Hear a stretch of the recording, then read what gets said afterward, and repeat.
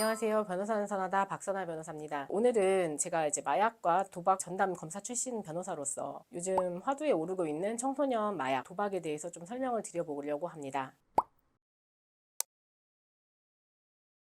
대부분 도박은 불법이라고 생각을 하시면 돼요. 다만 이제 나라에서 인정해주고 있는 일부 도박만 이제 합법적으로 이용이 가능하다고만 생각하시면 쉬울 것 같습니다. 합법 도박 같은 경우에는 나라에서 직접 이제 관리도 하고 제재를 하는 부분들이 있기 때문에 좀 사행성이 있지 않다고 판단을 해서 이제 합법적으로 이용을 할 수 있게 해주는 건데, 불법 도박의 경우에는 어떠한 제한도 없고 이제 도금 액수에도 전혀 제한이 없어서 사행성이 너무 크기 때문에 처벌함으로써 규제를 하려는 목적이 있다고 생각하시면 됩니다. 중요한 거는 이제 국민체육공단에서 발행한 스포츠 토토가 아니라고 하면, 이제 형식은 스포츠 토토랑 동일하다고 하더라도 그건 불법이고요. 한국 마사회에서 진행하는 경마가 아니라고 하면 불법 사설 경마에 해당한다는 것을 유의하셔야겠습니다.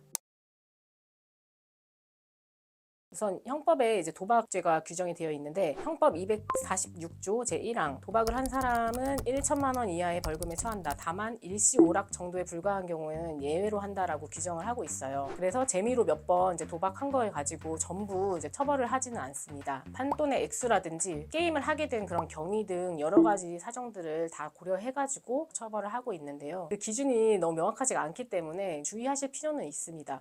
특히 그 도박에 참여하고 있는 사람들 중에 도박 전과자가 있다고 하면 거기 참여한 모든 피해자들은 도박죄로 보통 입건이 돼서 송치까지 되는 거는 예상을 하셔야 되기 때문에 주의하셔야 될 것 같습니다. 청소년들의 스마트폰 사용량 증가에 따라서 청소년들이 쉽게 스마트폰을 이용해서 도박 사이트에 접속을 할 수 있고요.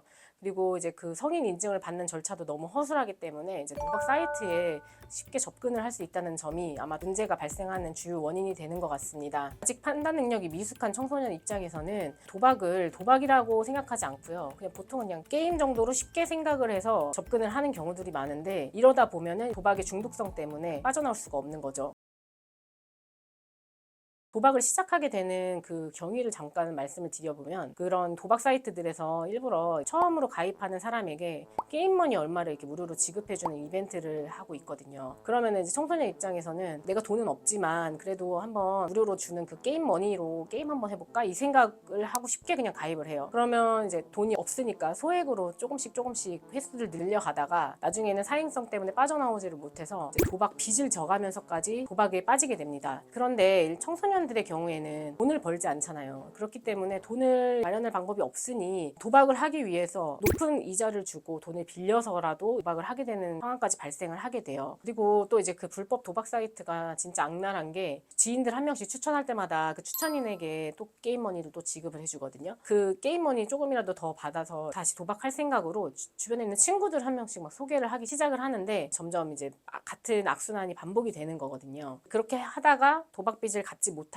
친구들의 경우에는 다른 사람을 사기쳐서 돈을 마련한다거나 아니면은 뭐 돈을 훔쳐서 돈을 마련하는 그런 이제 제2차 범죄까지도 나아갈 수 있기 때문에 청소년들의 도박 문제성이 심각하게 받아들여지고 있는 것 같습니다.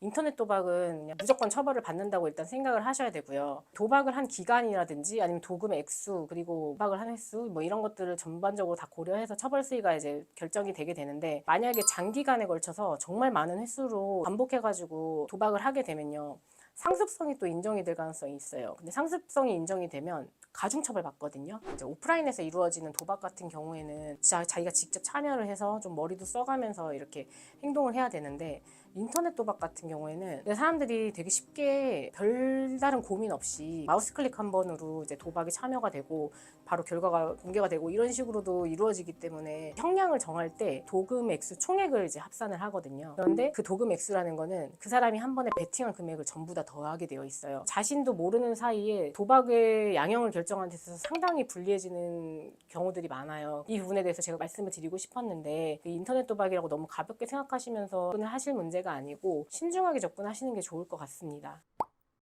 일반적으로 청소년들이 마약을 구입하는 경로는 이게 정말 우리나라의 일이 맞나 싶을 정도로 청소년 마약 도박 더 이상은 안 돼요.